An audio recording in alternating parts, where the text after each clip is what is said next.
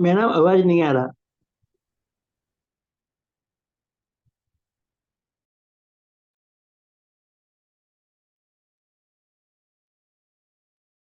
कल हमने पढ़ा था पोजेसिव प्रोनाउन किसे कहते हैं और उसके टाइप्स हमने पढ़े थे, क्या आपको याद है? Have you revise your work yesterday?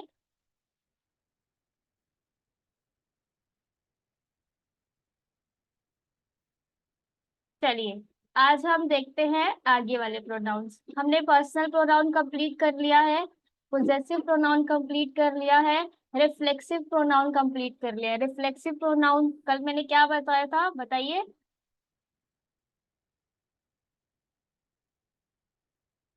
Yes,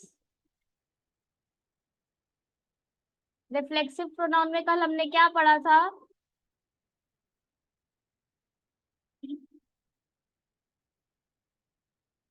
am I Audible?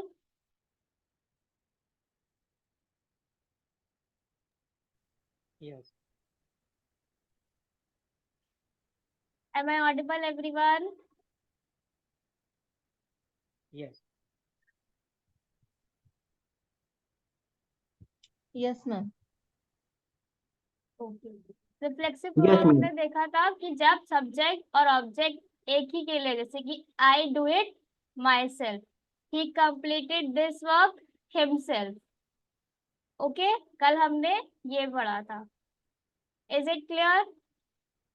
मैं आपसे पूछती हूँ, आप बोलते हैं माई सेल्फ दिस, आपका नाम है ना, कुछ भी, myself Radha. Is it correct और not? Correct. Yes, is it correct ma'am. Correct? Correct. Correct.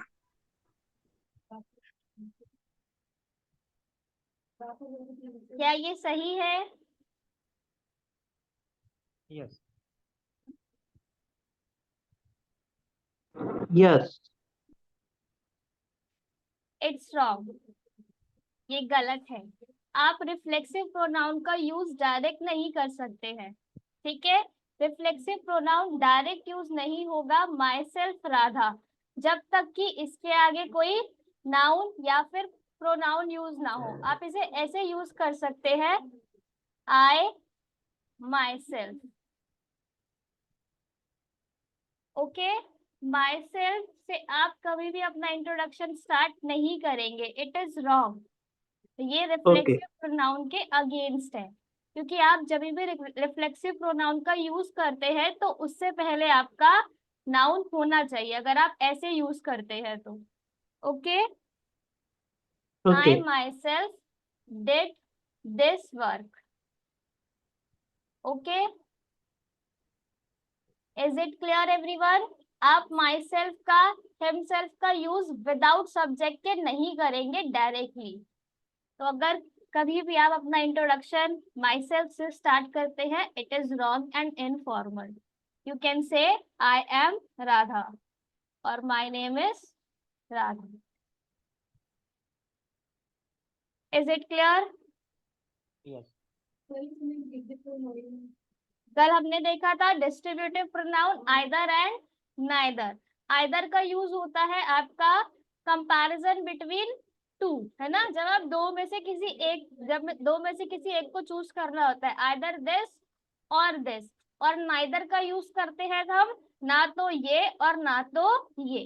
Is it clear? जब आपको दोनों में से कुछ भी नहीं चुनना होता तो ना तो ये और ना तो ये। नाइदर के साथ आप नॉट का यूज नहीं करेंगे, क्योंकि नाइदर अपने आप में नेगेटिव शो कर रहा है, नहीं को शो कर रहा है। Okay, don't okay. Use, do not use not with neither, ठीक है? आप इसे अपने कॉपी में स्टार बना के लिख लीजिए कि आप नाइदर के साथ नॉट का यूज नहीं करेंगे। I hope it is clear. Yes. Today we will see demonstrative pronoun. Take screenshot if you want. Ma'am ये नाइदर और आइदर का एक एग्जांपल दीजिए ना। Sorry, example कल मैं ये करा चुकी हूँ, just revise you. he is, sorry, neither of his 4 sons look after him. उसके चारों बेटे में से किसी ने भी उसकी सेवा नहीं की. Okay, neither of his 4 sons look after him. Is it clear?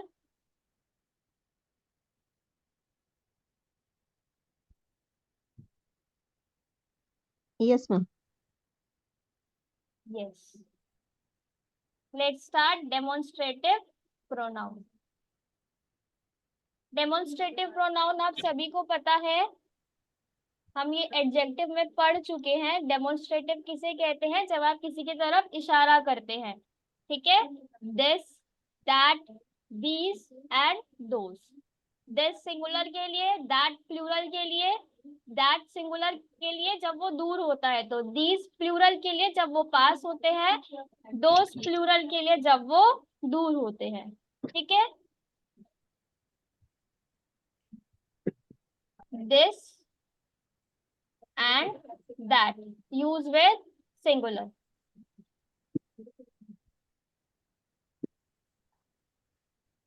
Or these and those with plural. Is it clear? ये आपको पता है सबको. This is cat और second example is these are cats. I hope there is no doubt between this, क्योंकि हमें पता है this, that, these, those क्या होते हैं. ओके,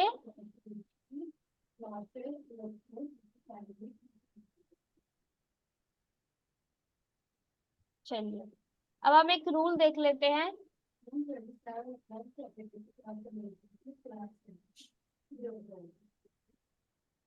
टू स्टॉप रिपीटेशन, है ना, जैसे कि आपको रिपीटेशन को रोकना है तो आप दैट ऑफ का यूज करेंगे. To stop repetition. ठीक है, आपको अगर रेपिटेशन रोकनी है, रेपिटेशन किसकी रोकेंगे हम? नाउन की, या जिसके बारे में हम बात कर रहे हैं, तब आप दैट ऑफ का यूज करते हैं या फिर दोज ऑफ का यूज करते हैं. तो stop repetition, use that of और those of. I will give you example. ठीक है, those of.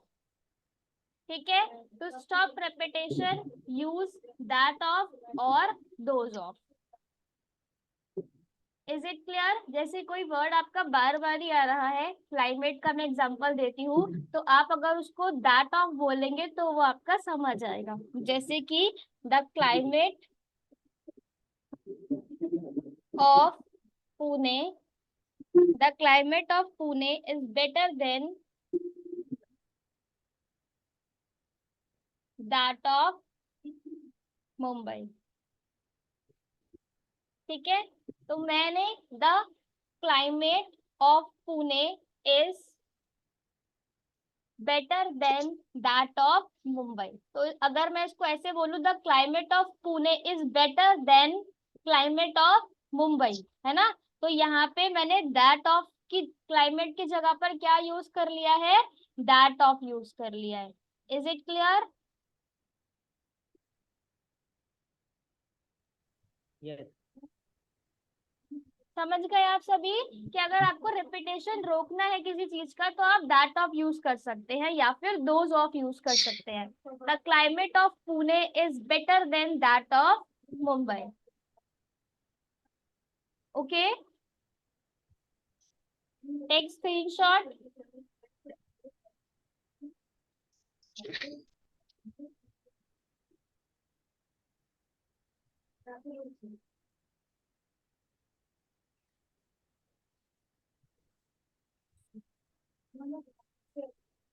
The streets of हाँ जी बोलो। The streets of Delhi are wider than that of Mumbai. મને તો કેમ ખ્યાલ હોય કે મને પણ કે તમે જ્યારે સર્વે કર્યો ત્યારે મને કઈ ખ્યાલ मैंने નથી કેવી The રીતે છે street શું છે of Delhi એને કઈ are માપણી શીટ wider જોઈ than લ્યો બીજું તો હું સ્થળ street ઉપર ન્યા of કબજો એની પાસે Mumbai. છે કે કેવી રીતે છે Mute yourself. હમ. तो मैंने दिल्ली स्ट्रीट को रिपीट करने की बजाय क्या यूज करा, दैट ऑफ यूज करा. Is it clear? The street of Delhi are wider than that of Mumbai, कि दिल्ली की गलियां ज्यादा चौड़ी होती हैं मुंबई की गलियों से. Is it true? क्या आपको लगता है ये सही बात है? नो वे. आप मुंबई में रहते हैं मोस्ट ऑफ यू?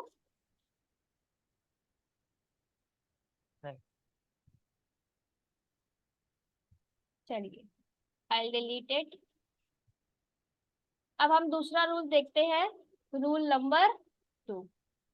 रूल 2 क्या बोलता है कि अगर आपका सिंगुलर है तो आप वन का यूज, सिंगुलर काउंटेबल नाउन है तो आप वन का यूज करेंगे, ठीक है, वन. और अगर प्लूरल काउंटेबल नाउन है, प्लूरल काउंटेबल नाउन है तो आप वंस का यूज करेंगे. ओके अगर आपकी सिंगुलर काउंटेबल नाउन है तो आप वन का यूज करेंगे, और अगर आपकी प्लूरल काउंटेबल नाउन है तो आप वंस का यूज करेंगे. Is it clear? I will give you example. This is the new version of, this is the new version but that is an old one. यह नया वर्जन है और यह पुराना, तो सिंगुलर है इसलिए मैंने वन का यूज करा. Is it clear? These are new books, these are new books but those are old ones. ठीक है, प्लूरल है तो मैंने वंस यूज करा. अगर आपको बताना होता है कि ये नई है ये पुरानी है तो आप ऐसे बता सकते हो. अगर आप सिंगुलर के बारे में बता रहे हो तो वन, और प्लूरल बता रहे हो तो वंस यूज होगा. Okay is it clear? This is new version but that is an old one. These are new books but those are old one. ठीक है, ऊपर आपका this था तो सिंगुलर की जगह पर वन आया, और नीचे प्लूरल था तो आपका वंस आया. I hope it is clear. Is there any doubt? Take screenshot.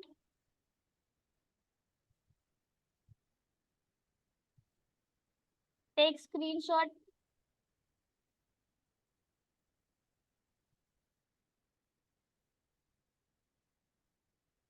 Yes.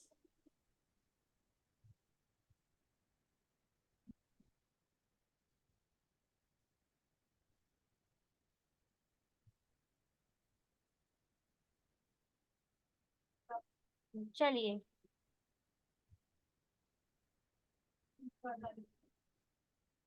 अब हम देखते हैं relative pronoun.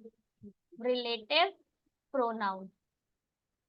Okay relative pronoun क्या होता है? जो रिलेट करने का काम करता है किसी चीज से. क्या करता है? रिलेट करने का काम करता है. ठीक है, और ये किसकी तरह यूज होते हैं? जैसे कि हु है ना, ये आपको लगेगा कि ये इंटेरोगेटिव है बट ये इंटेरोगेटिव नहीं होगा, ये रिलेट करने का काम करेगा. ये क्वेश्चन नहीं पूछेगा, ये सब्जेक्ट से रिलेट करने का काम करेगा, इसलिए हम इसे रिलेटिव प्रोनाउन कहते हैं. क्या होते हैं ये?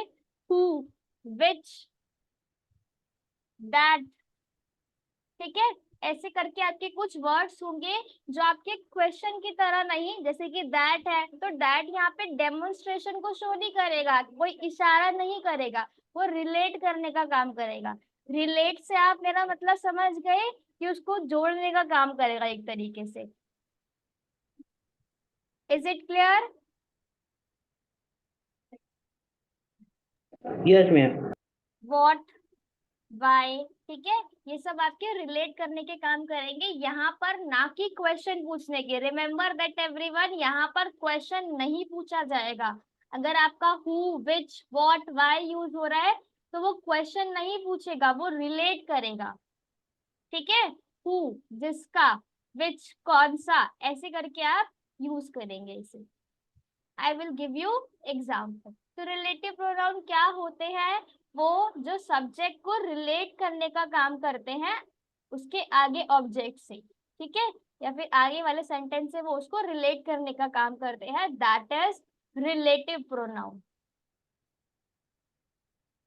Is it clear? Yes, ma'am. चलिए, I met Veena, I met Veena who was returning from school. Okay, मैं वीना से मिली जो स्कूल से वापस आ रही थी। तो यहाँ पर हु क्या बोल रहा है? जो या फिर वो, है ना। आई मेट वीना, ठीक है, मैं वीना से मिली जो स्कूल से घर आ रही थी या स्कूल से वापस आ रही थी। ठीक है, तो मैंने यहाँ पर हु यूज करा। हु किसके लिए यूज करा? यहाँ पर वीना के लिए। तो ये रिलेट कर रहे हैं एक दूसरे से। Is it clear everyone? Veena Yes. से हु क्या कर रहा है? रिलेट कर रहा है। I met Veena who was returning from school. Is it clear? Yes, ma'am. Yes, I met Veena who returning from school. इसका रूल हम यूज करते हैं।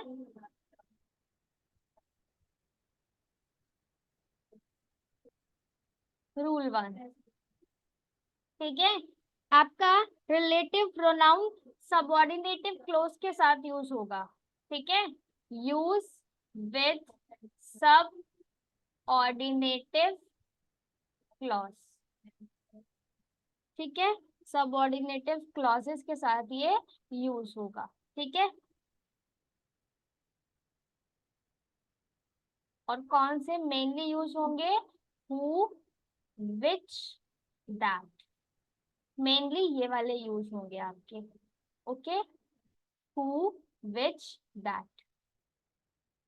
चलिए एग्जाम्पल देखते हैं हम। The boy, the boy who, the boy who came here is a player. ठीक है, the boy who came here is a player. जो लड़का यहाँ आया वह खिलाड़ी था। ठीक है, तो हु यहाँ पर किसके लिए यूज करा गया है? बॉय के लिए यूज करा गया है, रिलेट करने के लिए, बॉय के साथ रिलेशन बनाने के लिए आपका ये हु यूज किया गया है। Is it clear? मैम यहाँ द was आएगा बॉय ना हु इसकी जगह? Came here is a player. बताइए। हेलो मैम, यहाँ इसकी जगह was आएगा क्योंकि past tense. Speak louder please. The boy who came here was a player आएगा ना मैम? वॉज क्यों आएगा? Came अच्छा, आप came इसलिए लिखा है। बोल रहे हो? हाँ, the boy who came here is a player. वो प्लेयर तो अभी भी है ना, मतलब वो पहले प्लेयर थोड़ी ना था। समझे कि वो आया था लेकिन वो प्लेयर तो अभी भी है। वॉज प्लेयर में तब यूज करते कि वह प्लेयर था और अब नहीं है। ठीक है, ओके ओके ओके समझ गए आप? वो ओके आया, clear. ठीक है, इसलिए मैंने केम यूज करा, लेकिन वो प्लेयर अभी भी है इसलिए हमने इज यूज करा। Yes, the boy who came here is a player. Is it clear? Take screenshot. आपको इसका पीडीएफ नहीं मिलेगा इसलिए मैं बार बार ही बोल रही हूँ कि टेक स्क्रीनशॉट, क्योंकि मुझे इसे बार बार ही डिलीट करना पड़ रहा है। That's why I am saying कि अभी स्क्रीनशॉट आप ले लीजिए। Okay, yes, should I delete it? Is it clear कि अगर आप सबऑर्डिनेटिव क्लोज के साथ यूज करेंगे तो आपका यूज होगा ये relative pronoun. The boy who came here is a player.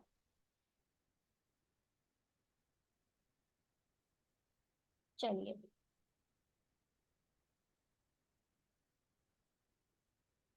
कोई डाउट है तो पूछिए मुझसे आप।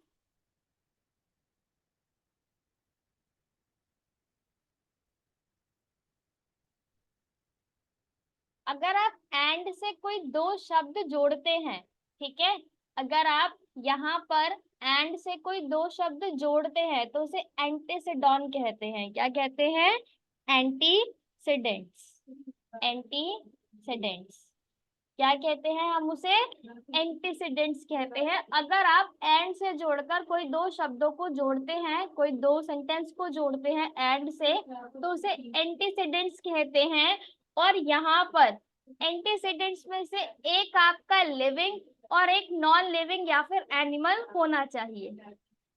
ठीक है, एक आपका एनिमल, एक आपका लिविंग और एक आपका नॉन लिविंग या फिर एनिमल आप यूज करेंगे।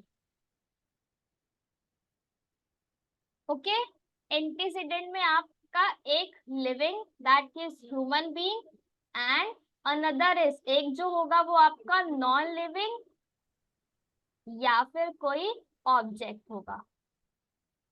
Is it clear? अगर आप एंड से जोड़ते हैं किसी भी सेंटेंस को तो उसे एंटीसीडेंट्स कहते हैं और उसमें से एक आपका लिविंग और एक आपका नॉन लिविंग ऑब्जेक्ट होना चाहिए रिलेटिव प्रोनाउन में। रूल नंबर 3, ये आपका थर्ड रूल है। If join any sentence with and it is called antecedents in which one is living and another is non living और एनिमल। सॉरी, नॉन लिविंग और object तो same ही हो जाएगा, non living या फिर एनिमल आपका होना चाहिए। Take I have, I have a son whom I love very much. I have a son whom I love very much. I have a son whom I love very much. मेरा एक बेटा है जिसे मैं बहुत प्यार करता हूँ। ठीक है,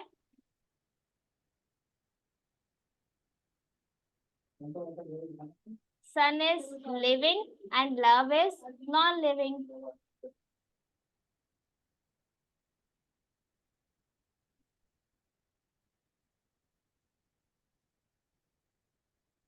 Okay, take another one. The man and his dog. The man and his dog that I saw yesterday. The man and his dog that I saw yesterday have been kidnapped. Have been kidnapped. ठीक है, वह आदमी और उसका dog जिसे मैंने कल देखा था वे किडनैप हो चुके हैं। ठीक है, the man is living, dog आपका एनिमल है, दैट आई सॉ, ठीक है, yesterday have been kidnapped. यहाँ पर आपको एंड दिख रहा है, have you seen and here? Is it clear everyone?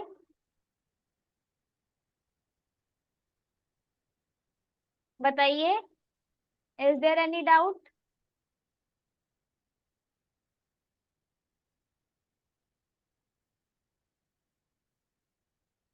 Rule number 4,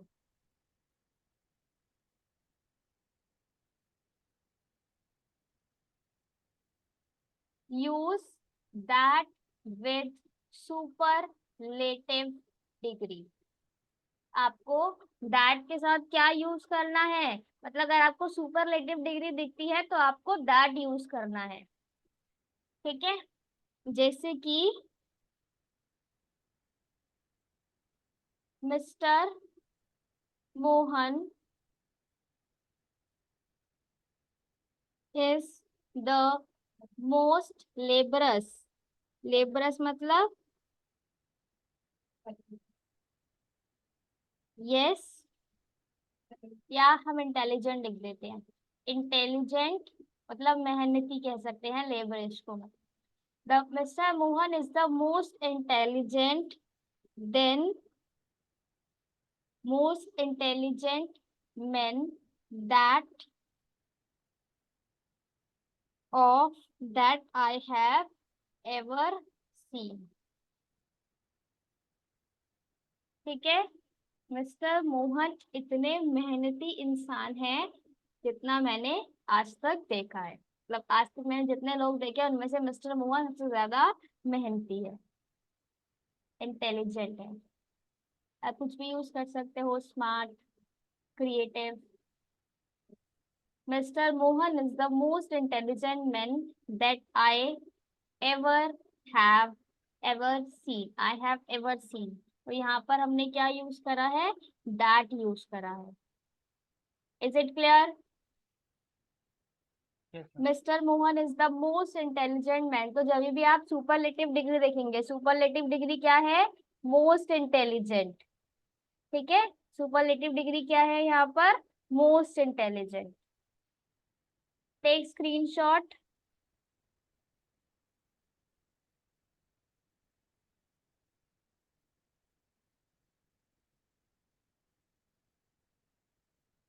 take screenshot everyone. चलिए अब हम देखते हैं इंटरोगेटिव प्रोनाउन। ठीक है, इंटरोगेटिव आप सभी को पता है क्या होते हैं, what, why, where, who, whom, which, ये सब आपके इंटरोगेटिव होते हैं। ठीक है, चलिए हम देखते हैं हु का यूज कहाँ होता है। हु का यूज हम करते हैं टू फाइंड सब्जेक्ट, है ना। हु इज दिस, वह कौन है, तो वह क्या है, सब्जेक्ट है। ठीक है, हम हु का यूज करते हैं सब्जेक्ट को पता करने के लिए कि कौन है वह। ठीक है, whom का यूज करते हैं ऑब्जेक्ट के लिए कह सकते हैं। ठीक है, whom का प्रयोग हम ऑब्जेक्ट के लिए करते हैं। ठीक है, whose का प्रयोग हम करते हैं मालिक का पता करने के लिए कि यह चीज किसकी है। ठीक है, whose का हम उसको हम देखते हैं कि वह चीज किसकी है, बिलोंगिंग पता करने के लिए। whose book is this, whose pen is this, ऐसे बोलते हैं ना।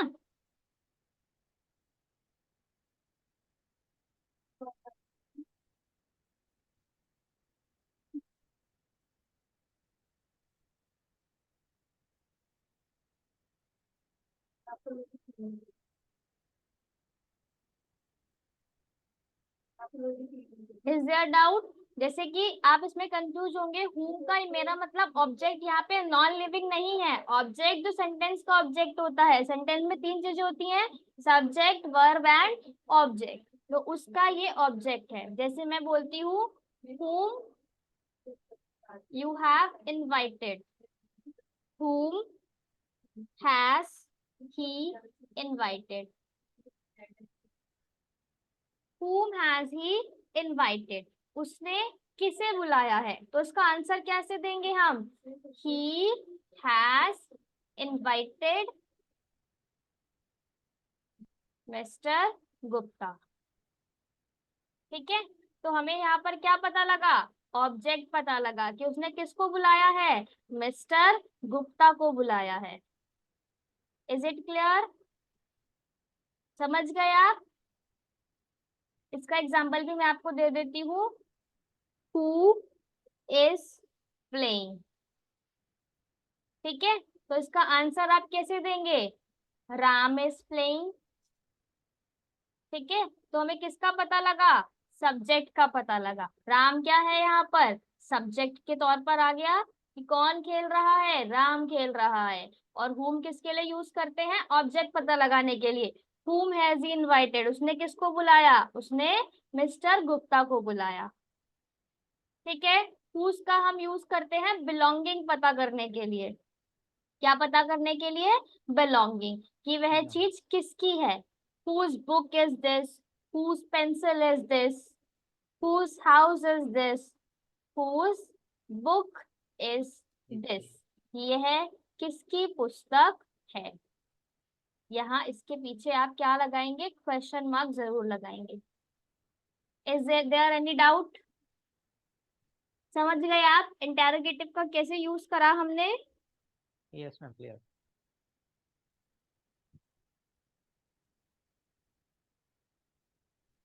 चलिए, टेक स्क्रीनशॉट।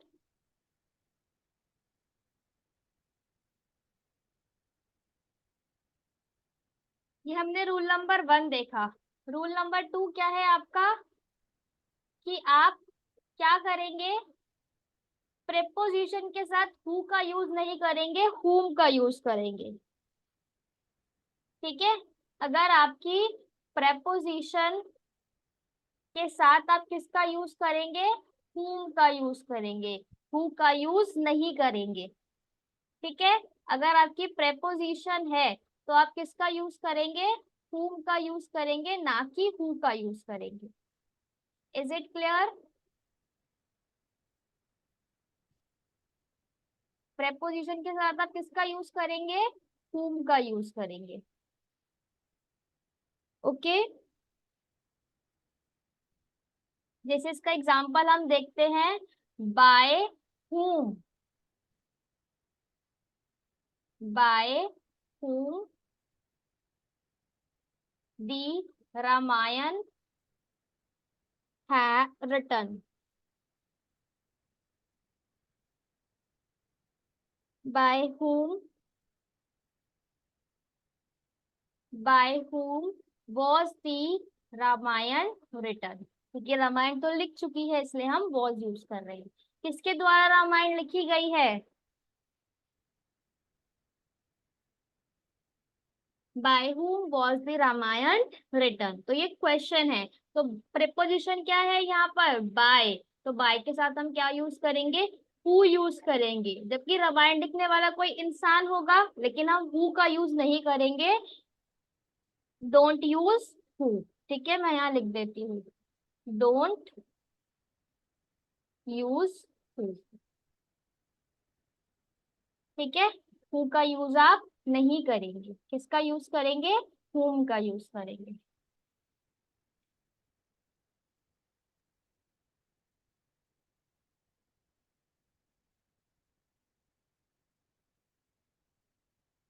ठीक है, तो हु का यूज कहाँ करेंगे मैम? हु का यूज तब करेंगे कि जब आपकी जो प्रेपोजिशन है वो लास्ट में आएगी, है ना, तब आप हु का यूज कर सकते हैं। If preposition in the end, you can use who. ठीक है, जैसे who was the Rama, who was the Ramayana return by. ठीक है, who was the Ramayana return. अगर आप इसमें बाय नहीं भी लगाएंगे तो कोई दिक्कत नहीं है। Who was the Ramayana return by. ठीक है, हुम आपका ज्यादा अच्छा साउंड कर रहा है कि हमें सुनने में अच्छा लगे, है ना, इसलिए हम हुम का यूजुअली यूज करते हैं। और अगर आपको हु यूज करना है तो आपको प्रेपोजिशन को बाद में लेकर आना होगा, हु के साथ आपकी प्रेपोजिशन नहीं लगेगी।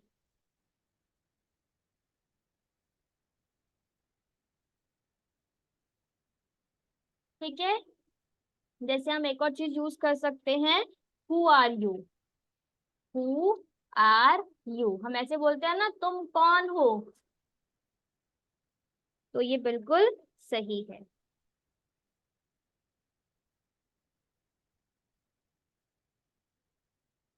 आई don't know who are you, मैं नहीं जानता तुम कौन हो। Is it clear? Take screenshot.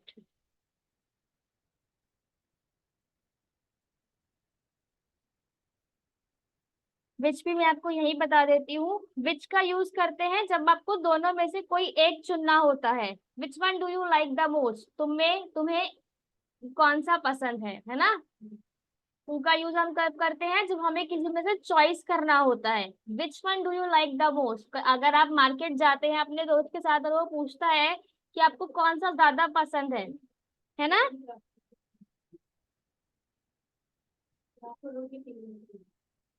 Okay, तो विच का यूज हम तब करते हैं। Is it clear? बताइए।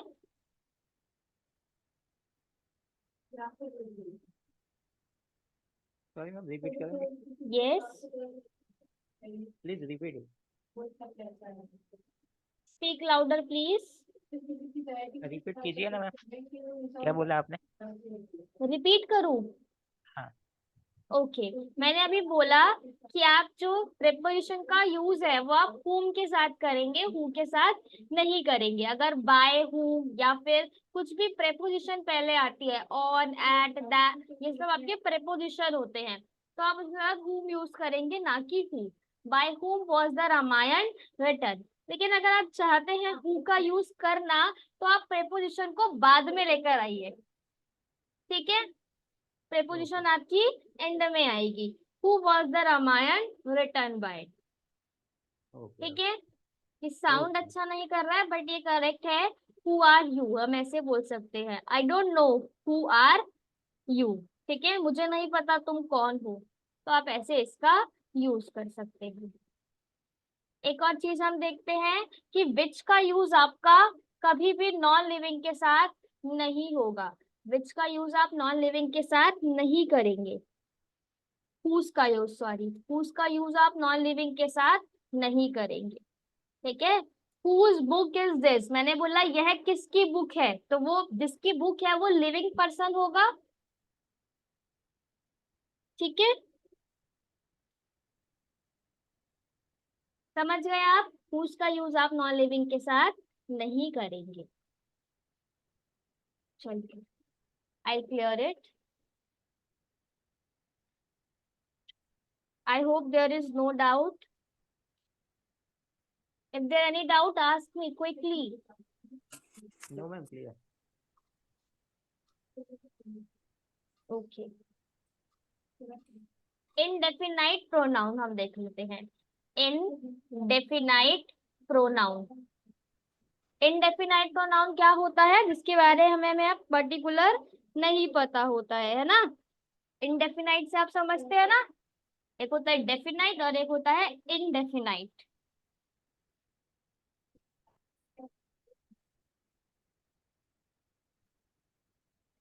बताइए।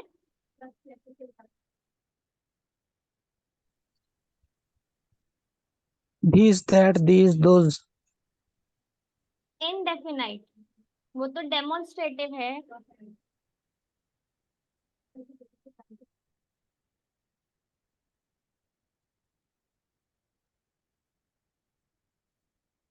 बताइए। It. नो। Anyone else?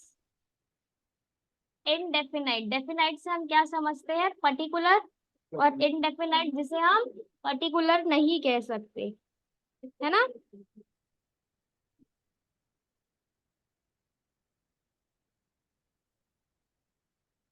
चलिए, इसका ज्यादा तो कुछ नहीं हम है हमारे पास, हम क्या बोल सकते हैं, one should keep, one should keep once promise. हाँ, each, everyone, nobody, anybody. Correct, ठीक है। नोबडी, एनीबडी, ये सब आपका इनडेफिनाइट होता है ना, हम इसे गिन नहीं सकते, ठीक है। नोबडी मतलब कोई भी नहीं, कितने में से कोई भी नहीं, ठीक है। Correct. Who said this? Meet? I said, yes. Vijay. Vijay, correct Vijay. One should keep once promise.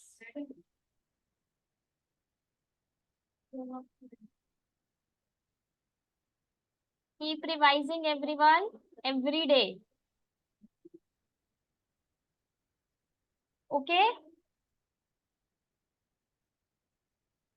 चलिए डिस्ट्रीब्यूटिव प्रोनाउन हम एक बारी देख लेते हैं। This is last distributive pronoun. ठीक है, डिस्ट्रीब्यूटिव प्रोनाउन से आप क्या समझते हैं बताइए।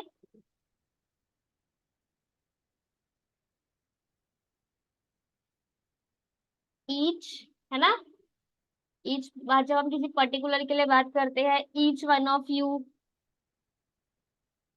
आइदर ऑफ, नाइदर ऑफ, जब हम ऐसे वर्ड्स के बारे में बात करते हैं डिस्ट्रीब्यूटिव, डिस्ट्रीब्यूटिव को हम कह सकते हैं जब हम कॉमन किसी के बारे में बात करते हैं, कम्युनिटी के बारे में बात करते हैं, तब आप डिस्ट्रीब्यूटिव प्रोनाउन यूज करते हैं। Okay, each of the boy, each of the boys has a notebook। हर लड़के के पास नोटबुक है। each of the boy has notebook।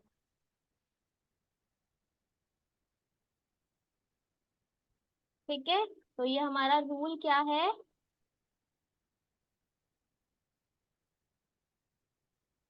कि अगर आपका each of, ठीक है, नाइदर ऑफ, अभी हमने पढ़ा था neither of, either of, either of, अगर ऐसा कुछ है तो उसके बाद आपका प्लूरल नाउन या प्लूरल प्रोनाउन यूज होगा। यूज प्लूरल नाउन और plural pronoun. Neither of us enjoyed what they suggested.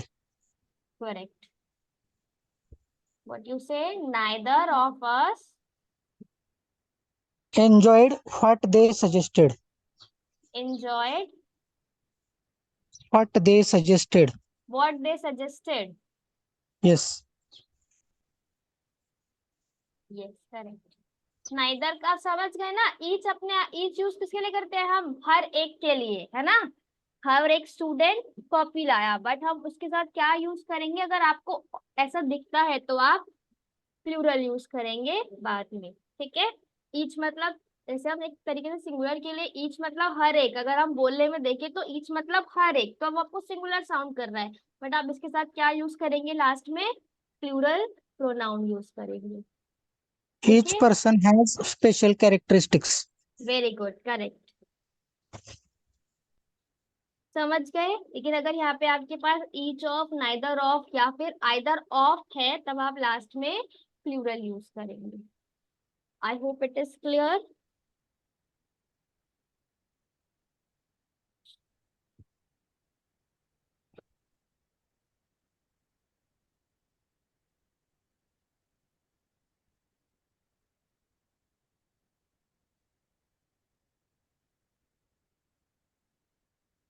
Both का यूज हम किसके साथ करते हैं, बोथ हम दो लोगों के लिए यूज करते हैं। ठीक है, वो भी इसका पार्ट है, ये आपको पता ही होगा, वेरी इजी। बोथ का यूज हम दो लोगों के लिए करते हैं। ठीक है, ठीक है, बोथ का यूज हम दो के लिए करते हैं। Both of, example, both of the two students feel guilty। ठीक है, दोनों स्टूडेंट्स को गिल्टी फील हो रहा था। ओके, बट जो आपको नहीं पता या जो याद समझने वाली बात है कि आप बोथ का यूज नेगेटिव के लिए नहीं करेंगे। ठीक है, don't use both with negative sentence. ठीक है, बोथ का यूज आप नेगेटिव सेंटेंस के साथ नहीं करेंगे। जैसे कि आपका both of them are not going. अब मुझे बताइए क्या ये सही है? Both of them are not going, क्या इनकरेक्ट। ये सही है? No ma'am. No, it is incorrect, क्योंकि हमें पता है कि बोथ के साथ आप नेगेटिव का यूज नहीं करेंगे। तो आप क्या यूज कर सकते हैं? Neither of them, neither of them are going to, या फिर गोइंग टू पिकनिक, कुछ भी कर सकते हैं। नाइदर मतलब ना तो वह और ना तो वह, दोनों में से कोई भी नहीं गया है।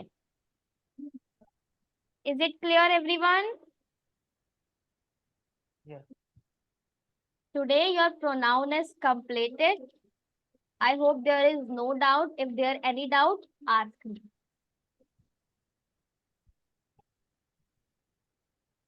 Tomorrow we will do conjunction. Okay? If there any doubt, ask me quickly. Both का यूज आप दो लोगों के लिए करते हैं या दो चीजों के लिए करते हैं, लेकिन बोथ का यूज आप नेगेटिव के लिए नहीं करेंगे। नाइदर ऑफ देम आर, उसकी जगह आप नाइदर का यूज कर सकते हैं।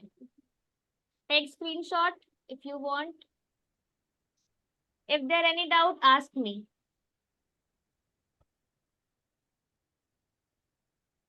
It is completed. हमने 10 टाइप्स ऑफ प्रोनाउन को कंप्लीट कर लिया है। थोड़ा लंबा गया है बट आई होप कि आपको बेसिक्स क्लियर हो गए होंगे।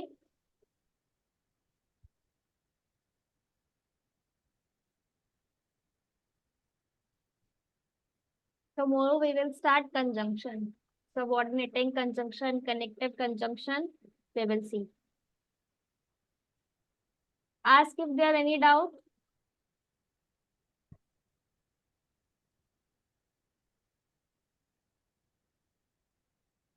Is it clear, everyone?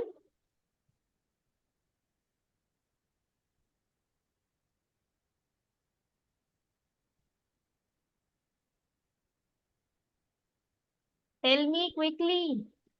Is it clear? Yes. Prepare for your Saturday class, and your topic is, I will give you 3 topics. You can choose कि आपको किस में से बोलना है। ठीक है? First is corruption. You can take this topic. ठीक है? For Saturday class. Second, you can government या फिर इलेक्शन अभी आने वाले हैं, वेरी करंट इशू है ना, इलेक्शन पे आप बोल सकते हैं। And third is,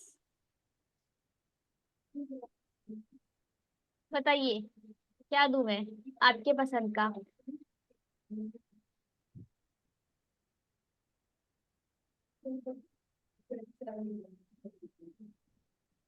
technology. Technology, yes you can take. एक और मैं आपको देना चाहूंगी जो आपके लिए थोड़ा इंटरेस्टिंग होगा। एक आपके मतलब आपकी लाइफ का कोई भी एक बेस्ट इंसिडेंट जो आपने फील किया हो, ठीक है? बेस्ट इंसिडेंट या फिर best memory of your life, ठीक है? Best memory of your life, कोई भी ऐसा दिन जो आपके लिए यादगार हो, you can share with us. Okay, best memory of your life you can explain in 5 to 10 minutes if you want. Otherwise you can take corruption, election, technology or